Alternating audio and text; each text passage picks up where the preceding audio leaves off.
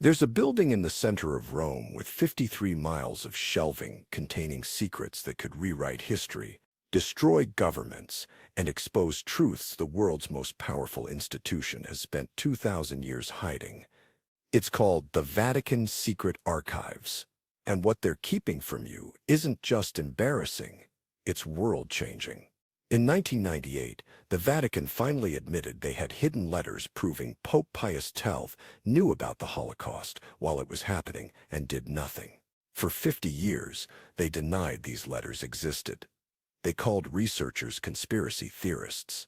They threatened excommunication for anyone who claimed the Pope was complicit. Then in 1998, they quietly opened a few files. The letters were there. Everything the conspiracy theorists said was true. The Vatican had lied for half a century to protect their reputation. In 2010, the Vatican admitted their exorcism department had been overwhelmed with requests, and they needed to train more priests to handle the volume. Not metaphorical spiritual guidance, actual exorcisms. They casually mentioned this like it was normal. They have an entire bureaucratic department dedicated to fighting demons. They have standardized forms for reporting demonic possession. And they've been doing this the entire time while telling modern society that demons are medieval superstition. In 2020, Pope Francis authorized the release of World War II archives that researchers had been demanding access to for 75 years. The Vatican fought for decades to keep these documents sealed. Letters showing church officials helped war criminals escape to South America, and financial records proving the Vatican profited from fascist regimes across Europe. The documents they finally released are devastating. Imagine what they're still hiding. But here's what should absolutely terrify you about the Vatican's secrets. These are just the things they've been forced to admit after getting caught. These are the secrets that became impossible to hide. The real secrets, the ones they're still protecting, are locked in archives that won't be opened for another 75 years, or 100 years, or never. And based on what they've already been caught hiding, whatever's still locked away is exponentially worse. This is what the Vatican is definitely hiding from us. Why they've spent centuries building the most sophisticated secret-keeping apparatus in human history, and why the truth about what's in those archives would shatter the credibility of the world's most powerful religious institution. Let's start with the physical reality of where these secrets are kept. The Vatican Secret Archives, officially renamed the Vatican Apostolic Archives in 2019 to make them sound less sinister, contain over 85 kilometers of shelving. That's 53 miles. If you wanted to read everything in those archives at a rate of 1 document per minute, 8 hours a day, it would take you 660 years. But here's the thing. You can't read them. The Vatican decides who gets access and to what. Journalists? Denied. Independent researchers? Denied. Historians without Vatican approval? Denied. The few researchers who do get access are carefully vetted, required to request specific documents by name, meaning you need to know what you're looking for before you're allowed to look for it, and are prohibited from using cameras or recording devices. The archives contain every letter sent to and from popes for 1,200 years, records of every trial conducted by the Catholic Church, including the Inquisition, financial records of Vatican banking operations, diplomatic correspondence between the Church and every government on earth, documentation of every scandal, cover-up, and crisis the Church has faced. And most terrifyingly, documents that the Church has decided are so dangerous that they're sealed for 75 to 100 years after creation. Why 75 years? Because that's long enough for everyone involved to be dead. No witnesses, no one to contradict the official story. By the time documents are released, the events are ancient history, and the people who could be held accountable are gone. It's not preservation, it's strategic concealment with a built-in expiration date for accountability. And even after the waiting period expires, the Vatican can refuse to open documents. They've done this repeatedly. Researchers request access to files that should be available. The Vatican says the documents are too fragile or still being cataloged or not of historical significance. Translation: these documents are too damaging to release, and we're never letting you see them. Secret #1. The Vatican Bank is a money laundering operation. They've been caught multiple times. The Institute for Works of Religion, the Vatican Bank, is one of the most secretive financial institutions on earth. It doesn't answer to any government. It doesn't follow international banking regulations. It operates behind Vatican walls with complete immunity from outside investigation. Here's what we know they've been caught doing.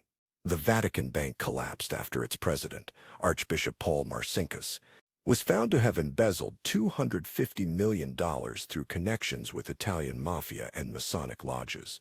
Roberto Calvi, an Italian banker involved in the scheme, was found hanging under Blackfriars Bridge in London, ruled a suicide, though everyone knows it was murder. Marcinkus fled to Vatican City, where he had diplomatic immunity. He was never prosecuted. He died peacefully at age 84. In 2013, the Vatican Bank was caught laundering money for the Italian mafia. 2 Vatican officials were arrested trying to smuggle 20 million euros into Italy from Switzerland on a private jet. The Italian government seized the money. The Vatican claimed it was a misunderstanding. The officials were quietly reassigned. No one went to prison. In 2019, financial regulators found that the Vatican Bank was flagged for over 600 suspicious transactions in a single year. Money moving through accounts with no clear origin or destination. Transfers that violated money laundering laws. Transactions structured to avoid reporting requirements. The Vatican promised to implement reforms. The reforms haven't happened. But here's what's terrifying. These are the cases where they got caught. The Vatican Bank processes billions in transactions annually, with zero external oversight. They have accounts for religious orders worldwide. They handle donations from every Catholic church on earth. And they operate in absolute secrecy because Vatican City is a sovereign state with diplomatic immunity. What are they hiding? Money from organized crime, funds from corrupt governments, assets stolen during World War II that were never returned, donations from drug cartels who want to launder money through charitable contributions.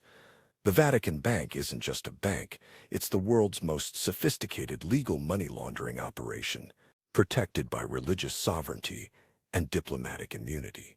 Secret #2. They're still covering up the priest abuse scandal, and it's worse than you think.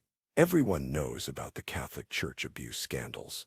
What you don't know is how systematic the cover-up was and how many cases are still being hidden. Here's what we know. In 2018, a Pennsylvania grand jury investigation found that over 300 priests had abused more than 1,000 children over 70 years. But the real number was in the thousands because the church destroyed records. Bishops kept secret files on predator priests. They weren't reported to police. They were transferred to new parishes where they could abuse new victims. In 2020, the French Catholic Church commissioned an independent report that found 216,000 children had been abused by priests since 1950. Not 216, not 2,160, 216,000. In a single country, the report called it a betrayal of trust, stakes of morality, of children. The Vatican's response? They expressed shame and sorrow, but took no institutional action. But here's the secret. They're still hiding. The abuse wasn't random predators infiltrating the church. It was systemic. Seminary training in some dioceses specifically targeted vulnerable young men with authority issues and groomed them into a culture of secrecy and abuse. The Vatican knew. Reports went to Rome. Cardinals knew. Some participated. The institution protected predators because exposing them would expose the institution. The Vatican's secret archives contain documentation of every abuse case reported to Rome since the 1950s. Thousands of files detailing priests accused of abuse, which bishops covered it up, which cardinals authorized transfers, which cases involved payoffs to victims. These files will never be released. The Church claims they're confidential to protect victims. They're actually confidential to protect the institution. In 2001, Cardinal Joseph Ratzinger, who later became Pope Benedict XVI, issued a letter to all bishops worldwide, demanding that all abuse cases be reported directly to Rome and kept under pontifical secret, the highest level of confidentiality in church law. Breaking pontifical secret is grounds for excommunication. The letter basically created a centralized cover-up system where Rome controlled all information and threatened anyone who disclosed it with being thrown out of the church. Why would they do this? Because if the full scale of abuse became public, it would destroy the church's credibility and cost them billions in lawsuits. So they chose secrecy over justice. They chose institutional survival over children's safety. And they're still hiding the documents that would prove it. Secret #3. The third secret of Fatima and why they changed it. 3 children in Fatima, Portugal, claimed the Virgin Mary appeared to them and revealed 3 secrets. The first 2 were released in the 1940s and predicted World War II and the spread of communism. The third secret was supposed to be revealed in 1960. It wasn't. The Vatican kept it locked away for 40 more years. When they finally released it in 2000, it was anticlimactic. The secret was supposedly a vision of a bishop in white, interpreted as the Pope being killed by soldiers. The Vatican said this predicted the assassination attempt on Pope John Paul II in 1981. Neat, tidy, resolved. Everyone moved on. But here's the problem. Sister Lucia, the last surviving child who witnessed the apparition, said the third secret should be released in 1960 because it will seem clearer then. What about 1960 specifically? The Vatican never explained. And when the secret was released in 2000, it had nothing to do with 1960. Multiple church officials have admitted the released version isn't complete. Cardinal Ratzinger, before becoming Pope, hinted that there's more to the secret that hasn't been revealed. Archbishop Loris Capovilla, Pope John Paul IX's personal secretary, claimed there's a separate envelope containing the actual third secret that's still in the Vatican archives. What's really in the third secret? Theories range from predictions of apostasy within the church, to prophecies of the church's destruction, to revelations about Vatican corruption. The most credible theory is that the secret predicted a crisis of faith within the church itself, that the institution would become corrupt and lose moral authority. That would explain why the Vatican has refused to release it. It's a prophecy about their own downfall, and releasing it would accelerate the prophecy's fulfillment. Secret #4. They have evidence of alien contact, and they've been preparing for it. This sounds like conspiracy theory nonsense until you learn what the Vatican has actually said and done about extraterrestrial life. In 2008, the Vatican's chief astronomer, Father José Funes, published an article titled "The Extraterrestrial is My Brother." He argued that belief in aliens doesn't contradict Catholic faith and that aliens could be our brothers in the universe. Why would the Vatican's astronomer write this? Why would the Church need an official position on aliens? The Vatican owns one of the world's most advanced telescopes.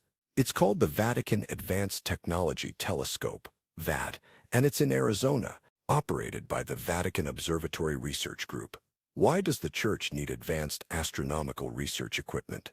They claim it's to study the universe and confirm God's creation.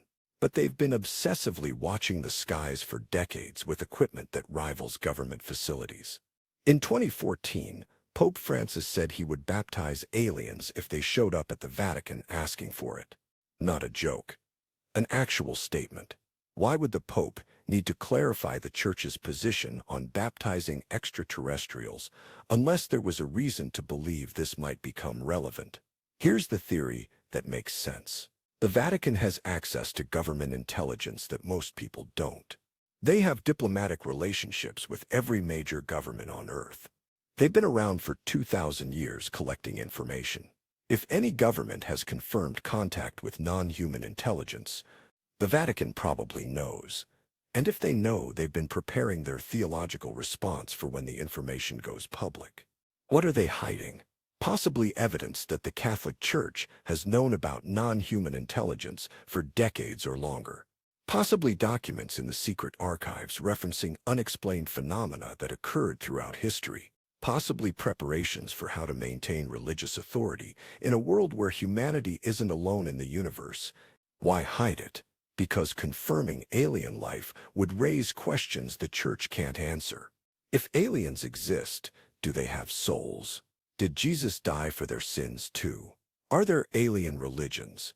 Does God have multiple creation stories? The theological implications would shatter core Catholic doctrine.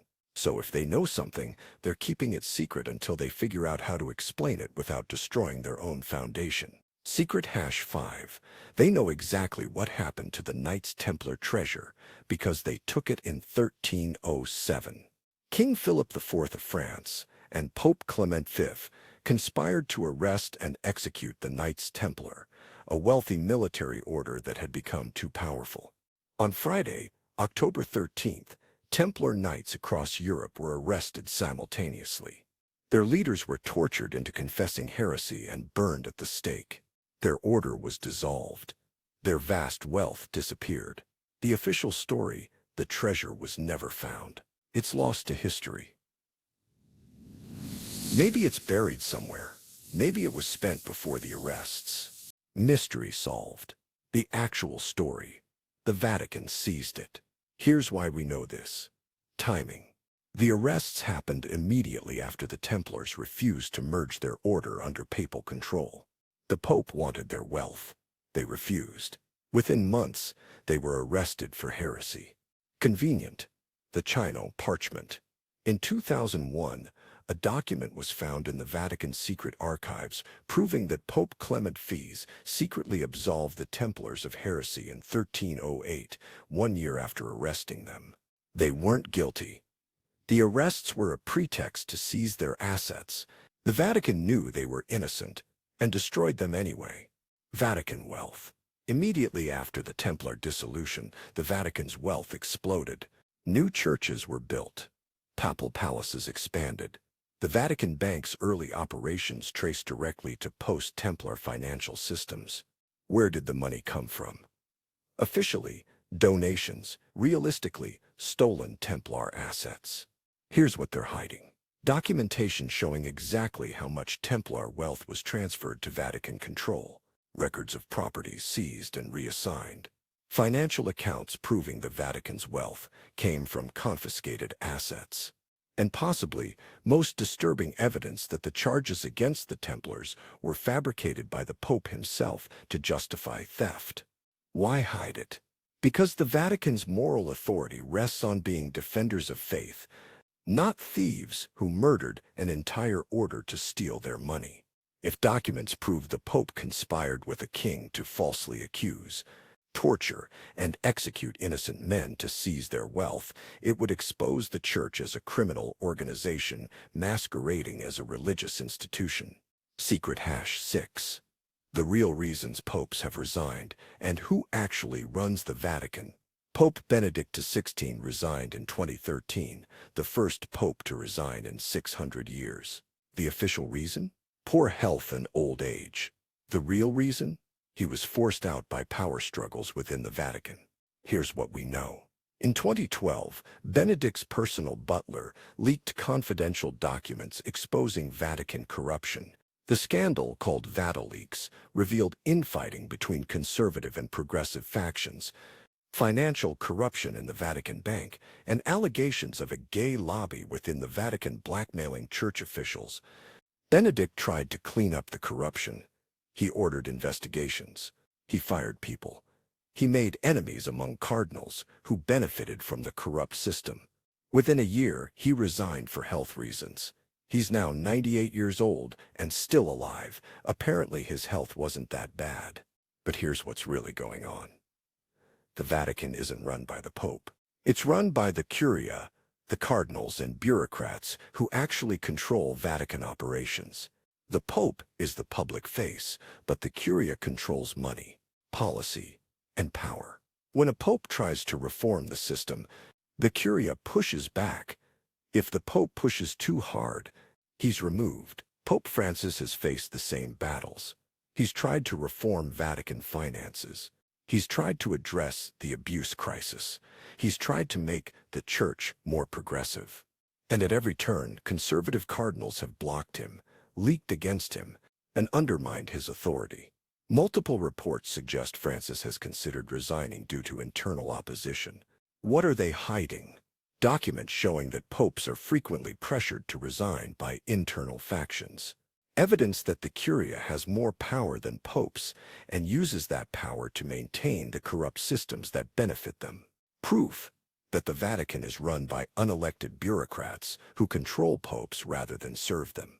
The terrifying reality: when you donate to the Catholic Church, when you trust its moral authority, when you believe the Pope speaks for God, you're actually trusting a bureaucracy that has repeatedly proven it values power over truth, money over morality, and institutional survival over everything else. Why we'll never know the full truth. The Vatican has survived for 2,000 years by controlling information. They've outlasted empires, kingdoms, and governments by being better at keeping secrets than anyone else in history. They have diplomatic immunity. They have sovereign territory. They have billions in resources. And they have 53 miles of archives containing secrets that would destroy them if revealed. Every time they've been forced to admit something, it's because they got caught. The Holocaust documents, the abuse cover-up, the money laundering, the Templar treasure. They never volunteer transparency. They only admit what becomes impossible to deny. And here's the pattern. Each scandal that gets exposed is worse than what came before. Each document they're forced to release reveals corruption deeper than anyone imagined. Each secret proves the previous secret was just the surface. So what's still hidden must be exponentially worse. If they admitted to Holocaust complicity only after 50 years of denial, what haven't they admitted to yet? If they covered up 216,000 abuse cases in one country, what are the real numbers globally? If they laundered billions through their bank, how much more are they laundering? The secrets the Vatican is still hiding aren't historical curiosities. They're active cover-ups of ongoing corruption, evidence of crimes that would result in prosecutions if exposed, and truths that would shatter the credibility of an institution that 1.3 billion people trust. They're not protecting God's truth. They're protecting their own power. And they'll keep these secrets locked in those 53 miles of archives until everyone who could be held accountable is dead, until the scandals are ancient history, until the truth becomes a footnote that no one cares about anymore. That's not divine authority. That's institutional self-preservation at any cost. And the cost is the truth. You'll never be allowed to know.